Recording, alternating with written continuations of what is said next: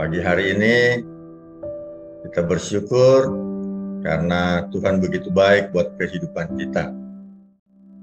Mari kita buka dalam Amsal 3 ayat 16. Amsal 3 ayat 16. Demikian firman Tuhan. Umur panjang ada di tangan kanannya, di tangan kirinya kekayaan dan kehormatan. Dari ayat ini ada 3 hal yang sangat disukai oleh kita semua. Yang pertama adalah umur panjang. Yang kedua, kekayaan. Yang ketiga adalah kehormatan. Banyak cara yang dilakukan oleh seseorang supaya dia bisa berumur panjang. Ada yang diet, ada yang olahraga teratur, tidur yang cukup, minum vitamin. Segala upaya dilakukan supaya seseorang bisa berumur panjang. Demikian pula dengan kekayaan. Untuk kaya, orang berusaha hidup lebih hemat, menambah sumber penghasilan, menghindari pengeluaran yang tidak perlu, kerja lebih keras lagi. Kalau bisa, jangan ada malam, siang saja terus, supaya bisa tetap cari uang, supaya bisa tetap bekerja. Bahkan untuk supaya bisa lebih kaya, banyak yang mengambil jalan pintas dengan korupsi. Demikian pula dengan dihormati. Untuk bisa dihormati, kita berusaha untuk menjadi orang yang sangat kaya atau memiliki kedudukan yang tinggi, menjadi artis yang terkenal, supaya dimanapun kita berada, kita bisa dihormati, dan kita bisa menjadi orang yang diagungkan.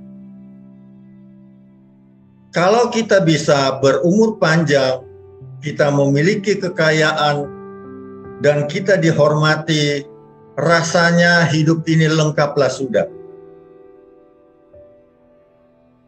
Tetapi ketiga hal ini sebenarnya hanyalah bonus, bukan hal yang utama. Contoh, ketika kita membeli mobil, kita akan mendapatkan hadiah atau bonus, yaitu payung dan topi. Seringkali kita hanya fokus dengan payung dan topi. Kita tidak fokus dengan mobilnya. Tetapi kalau kita fokus dengan mobilnya, maka payung dan topi otomatis akan kita terima. Mari kita buka dalam Matius 6 ayat 33. Matius 6 ayat 33 berkata, "Tetapi carilah dahulu kerajaan Allah dan kebenarannya, maka semuanya itu akan ditambahkan kepadamu." Ketika kita cari kerajaan Allah dan kebenarannya, maka otomatis bonus-bonus yang ada itu Tuhan akan berikan atau Tuhan akan tambahkan dalam kehidupan kita. Cari kerajaan Allah bicara mengenai apa yang Tuhan kehendaki dalam hidup kita, yang menjadi prioritas utama untuk kita lakukan, itu harus kita lakukan. Tuhan sudah merancangkan sesuatu yang besar dalam kehidupan kita, supaya kita menjadi orang yang bermanfaat, yang berguna untuk kemuliaan Tuhan. Kalau saat ini kita belum tahu apa yang Tuhan kehendaki dalam hidup kita, maka kita harus berdoa. Kita cari Tuhan, kita tanya kepada Tuhan, apa yang Tuhan sudah rencanakan dalam kehidupan kita, supaya kita bisa memenuhi apa yang menjadi prioritas Tuhan dalam kehidupan kita. Yeremia 29 ayat 12 dan 13 berkata, "Dan apabila kamu berseru dan datang untuk berdoa kepadaku, maka aku akan mendengarkan kamu. Apabila kamu mencari aku, kamu akan menemukan aku. Apabila kamu menanyakan aku dengan segenap hati."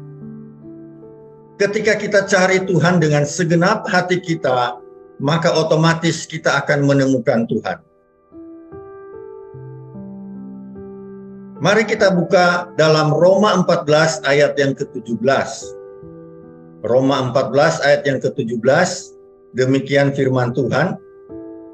"Sebab kerajaan Allah bukanlah soal makanan dan minuman, tetapi soal kebenaran, damai sejahtera, dan sukacita oleh Roh Kudus." Ada 3 hal yang ditekankan dalam Roma 14 ayat 17 ini. Yang pertama adalah kebenaran. Benar artinya tidak salah. Benar adalah suatu tindakan yang sesuai dan tidak merugikan diri sendiri dengan orang lain.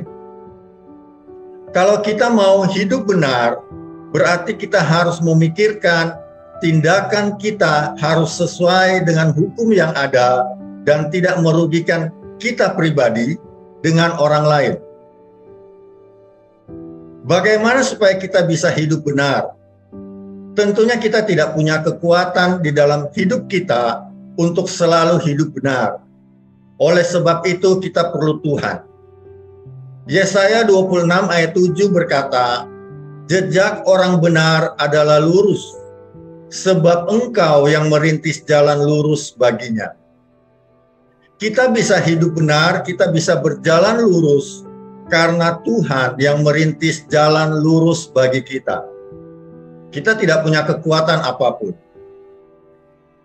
Hosea 14 ayat 9 berkata, "Siapa yang bijaksana, biarlah ia memahami semuanya ini. Siapa yang paham, biarlah ia mengetahuinya. Sebab jalan-jalan Tuhan adalah lurus, dan orang benar menempuhnya, tetapi pemberontak tergelincir di situ." Ketika kita hidup dengan benar, maka Tuhan yang akan menuntun kita untuk selalu hidup dengan benar. Yang kedua adalah damai sejahtera.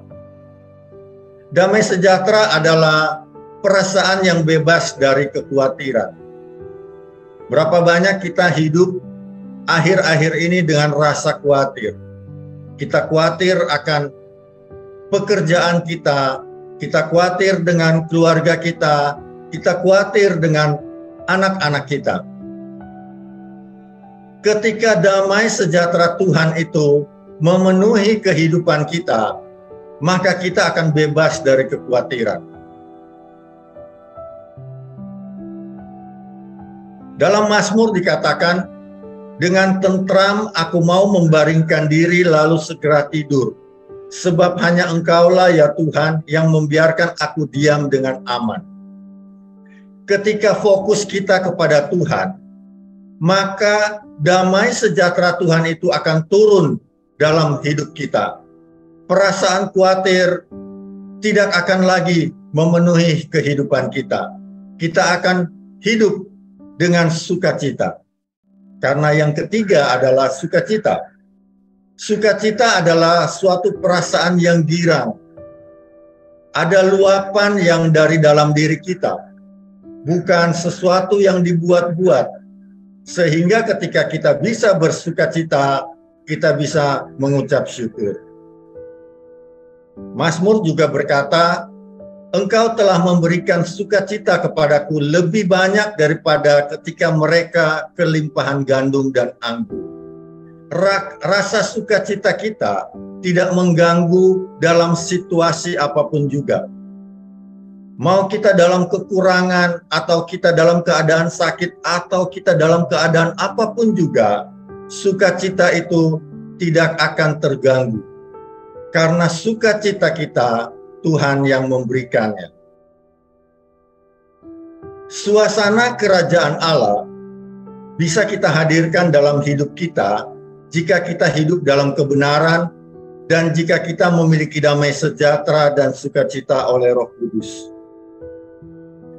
Kita mau melihat sebuah kisah yang ada dalam 1 Raja-Raja 3. Ketika Salomo bermimpi, 1 Raja-Raja 3 ayat yang kelima, di Gibeon itu Tuhan menampakkan diri kepada Salomo dalam mimpi pada waktu malam. Berfirmanlah Allah, mintalah apa yang hendak kuberikan kepadamu.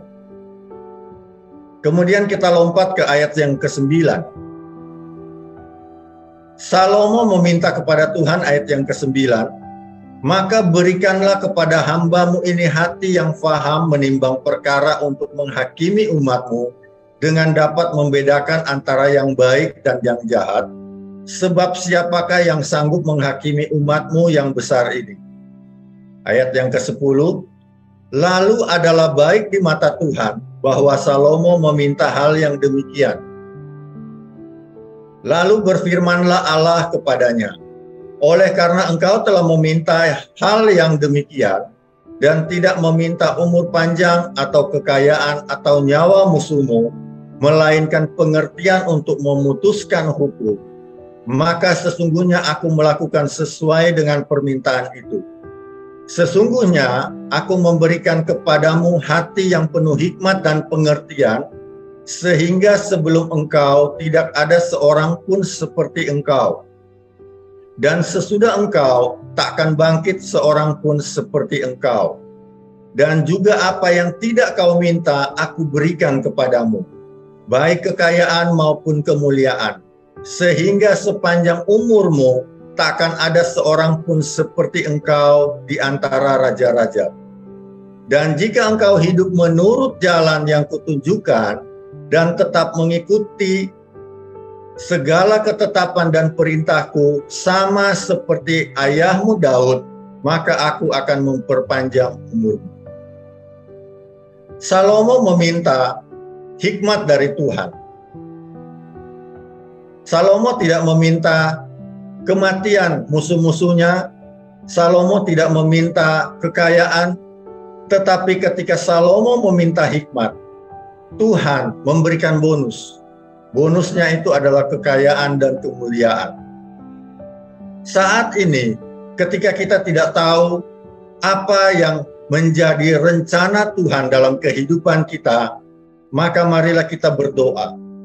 Kita minta Tuhan untuk menunjukkan apa yang menjadi target Tuhan dalam kehidupan kita, supaya ketika kita hidup, kita bisa bermanfaat untuk hormat dan kemuliaan nama Tuhan. Kita juga bisa berumur panjang ketika kita mengikuti apa yang Tuhan perintahkan dalam kehidupan kita. Bonus yang bisa kita terima. Efesus 6 ayat 1 berkata, Efesus 6 ayat 1, 2, dan 3, hai anak-anak, taatilah orang tuamu dalam Tuhan, karena haruslah demikian. Hormatilah ayahmu dan ibumu, ini adalah suatu perintah yang penting seperti yang nyata dari janji ini, supaya kamu berbahagia dan panjang umurmu di bumi. Ada begitu banyak bonus yang bisa kita terima ketika kita fokus kepada hal yang utama. Ketika kita mulai mencari Tuhan, mencari kerajaan Allah terlebih dahulu, kita memprioritaskan kerajaan Allah, maka kita akan menerima begitu banyak bonus-bonus dalam kehidupan kita. Oleh karena itu pada pagi hari ini, marilah kita jangan fokus kepada bonus. Marilah kita fokus kepada hal yang utama. Kita fokus kepada Tuhan.